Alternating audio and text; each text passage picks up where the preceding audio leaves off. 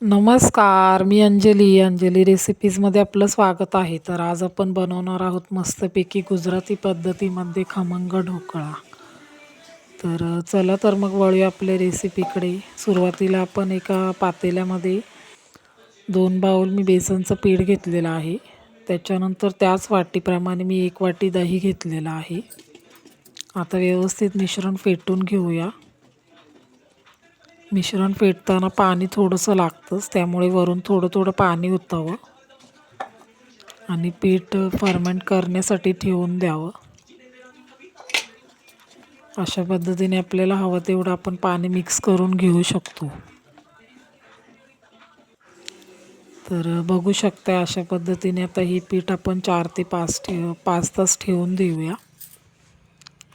4 ते 5 झाल्यानंतर आपल्याला हळद, मीठ, कोथिंबीर, हिरवी मिरची, कढीपत्ता, लिंबूचा रस, आलं लसूणची पेस्ट हे सगळं साहित्य आपल्याला लागणार आहे. 4 ते 5 तासानंतर पीठ आपलं छानपैकी व्यवस्थित झालेलं आहे आणि फुगलेलं सुद्धा आहे.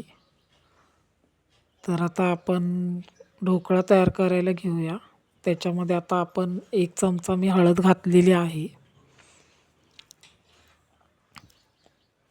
त्यानंतर चवीप्रमाणे मी मीठ वापरलेलं आहे. मस्तपैकी लिंबाचा रस घालून घेऊया 1 चमचा आणि व्यवस्थित मिक्स करून घेऊया पीठ.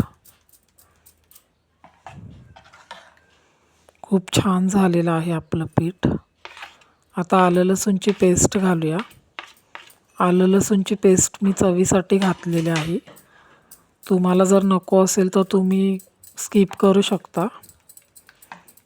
तर आलं लसूणची पेस्ट घातल्यानंतर पण आपण व्यवस्थित पीठ मिक्स करून घेऊया.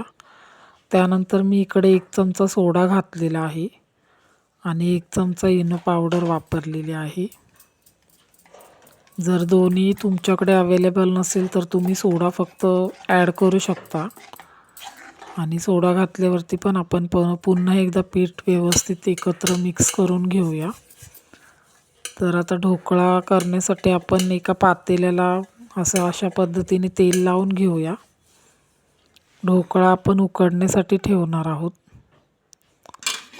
तर ढोकळा तयार करताना पहिल्यांदा आपण थोडंसं गरम तेल करूया आणि ते याच्यामध्ये ॲड करून घेऊया.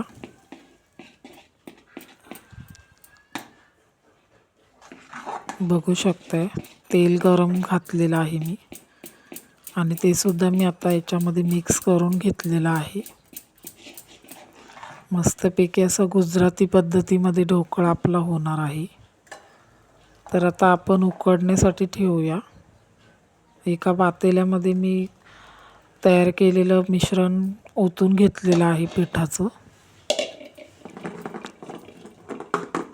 खूप छान झालेलं आहे पीठ आपलं. आता एका कढईमध्ये मी गरम पाणी करून घेतलेलं आहे आणि त्या झाकणावरती मी हे मिश्रण ओतलेलं भांडं आहे ते मी याच्यावर ठेवणार आहे.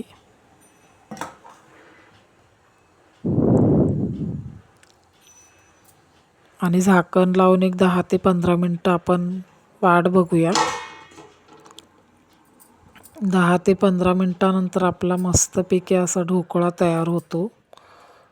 खूप छान होतो बघू शकताय आणि शिजलेला सुद्धा खूप छान आहे. तर हे थंड झाल्यानंतरच आपण एका प्लेटमध्ये काढून घेऊया. छान शिजलेला आहे आपला ढोकळा. तर ढोकळ्याचा तडका करून घेऊया आपण. ढोकळ्याचा जो पाण्याचा तडका असतो तो. तर सुरुवातीला एका पॅनमध्ये मी तेल घातलेलं आहे, मोहरी घातलेली आहेत. त्याच्यानंतर मी हे घातलेलं आहे, मिरची घातलेल्या आहेत. मिरच्यांचे काप अशा पद्धतीने करून घेतलेले आहेत मी, जेणेकरून तिखटची चवसुद्धा लागेल आणि मिरचीचा फ्लेवरसुद्धा येईल. मिरची थोडीशी भाजल्यानंतर आता आपण कढीपत्ता घालायचा आहे. कढीपत्ता व्यवस्थित तडकू द्यायचा.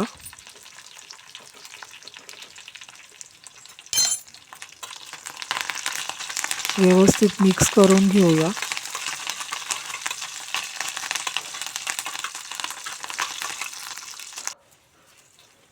आणि चवीप्रमाणे मीठ घालायचं आहे. आपला तडका तयार झाल्यानंतर मीठ घातल्यानंतर आता 1 ग्लास मी याच्यामध्ये पाणी ओतलेलं आहे. आणि पुन्हा एकदा 1 चमचा लिंबूचा रस आपण याच्यामध्ये ॲड करून घेऊया. त्याच्यानंतर मी साखर घातलेली आहे. अर्धा चमचा साखर वापरलेली आहे. आणि खूप छान वास येत आहे या फोडणीचा, अगदी ढोकळ्याला येतो तसंच. तर आपलं पाणी तडका तयार झालेला आहे ढोकळ्याचं. तर आणि ढोकळासुद्धा आपला छान असा फुललेला आहे. तर एका भांड्यामध्ये आपण ढोकळा व्यवस्थित त्याचे काप करून घेऊया ढोकळ्याचे.